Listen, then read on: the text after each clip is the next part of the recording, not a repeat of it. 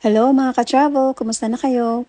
Well, recently, marami tayong nakikitang post sa social media about immigration, being offloaded, and nakakasad pero true, marami pa din talaga ang no-offload. Kaya ngayon, pag-usapan natin how to avoid getting offloaded. Tips to avoid being offloaded. Ano nga ba yung mga dapat gawin para iwas offload sa immigration? Number 1, always bring your yearbook daw.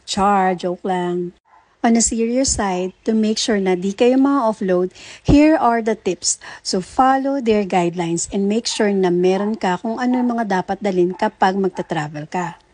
Once nasa immigration counter ka na, do not forget to smile. Give your passport and boarding pass and do not forget to greet the immigration officer. Kung ano ang tanong, yun lang ang sagot. While answering their question, make sure na nakatingin ka sa officer with a smile syempre. Depende sa situation, depende sa assessment ng IO, minsan may nahanap pa silang docs to support your message or your response sa mga tanong nila. Ano-ano nga ba yung pwede nilang hanapin sa'yo? So usually, if employed ka, hinahanap nila ang company ID. Make sure na meron ka din COE and payslip to make sure ready ka kung hahanapin nila. If self-employed ka naman, make sure may proof ka, like permit, DTI, or BIR registration. Remember kung ano nga hanapin nila, yun lang ang i-present mo. Well, not required, pero if may savings account ka, be ready na din kasi minsan may naghahanap talaga. Or if may CC ka, they might ask for it din. Be honest and answer direct to the point. Huwag nang paikot-ikot pa.